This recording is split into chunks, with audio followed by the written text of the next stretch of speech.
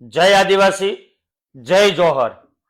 આદિવાસી સમાજના હક માટે લડતા ડેડિયાપાડાના ધારાસભ્ય ચેતરભાઈ વસાવા ઉપર કોર્ટ દ્વારા આજે 7 વર્ષની સજા ફટકારવામાં આવી છે।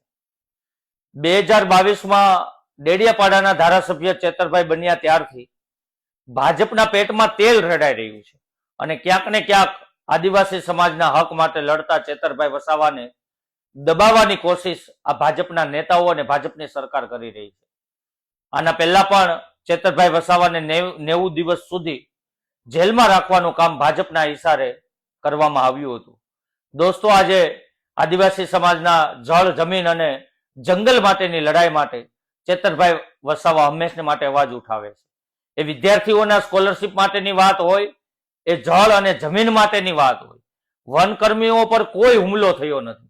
માત્ર ને માત્ર વનકર્મીઓ દ્વારા અડધી રાતે 2 વાગે એ આદિવાસી સમાજના લોકો કે જેમની જમીન પર વાવેલા પાકને રાતે 2 વાગે કાપવાનું કામ એ વનકર્મીઓ કરી રહ્યા હતા અને એમની સાથે સમજાવટ કરવા માટે વનકર્મીઓ અને એ આદિવાસી સમાજ સાથે સમજાવટ કરવા માટે ચેતરભાઈ વસાવા ગયા હતા, પરંતુ આજે કોર્ટ દ્વારા એમને 7 વર્ષની સજા ફટકારવામાં આવી છે। સાથે સાથે એમના પરિવારના, એમને પત્નીને પણ કોર્ટ દ્વારા સજા ફટકારવામાં આવી છે।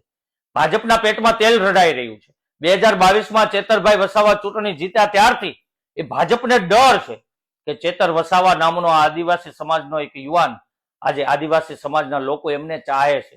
એક પડકાર કરતા લાખોની સંખ્યામાં આદિવાસી સમાજ એક મંચ પર આવી જાય એવો કોઈ ચહેરો હોય તો એ માત્ર ને માત્ર ચેતર વસાવા છે।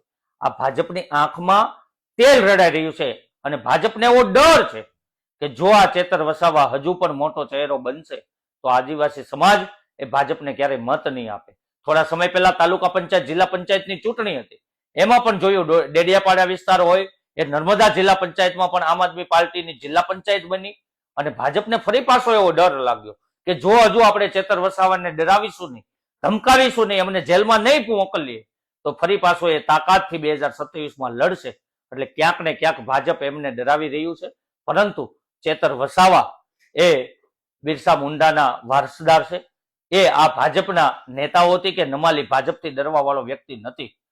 આમ આદમી પાર્ટીનો એક કાર્યકર્તા આજે ચેતરભાઈ વસાવાની સાથે છે અને સૌ સાથે મળી આદિવાસી સમાજના હક માટે લડતા ચેતરભાઈ વસાવાને જ્યાં જરૂર પડશે પૂરી તાકાતથી આમ આદમી પાર્ટીનો એક કાર્યકર્તા ખડે પગે ઉભા રહેશે અને અમને એ કોર્ટ પર, ન્યાયતંત્ર પર ભરોસો છે કે આવનારા દિવસોમાં સત્યની જીત થશે અને અન્યાય સામેની જે લડાઈ ચેતરભાઈ વસાવા આદિવાસી સમાજ માટે લડી રહ્યા છે એ પૂરી તાકાતથી ફરી પાછા લડશે।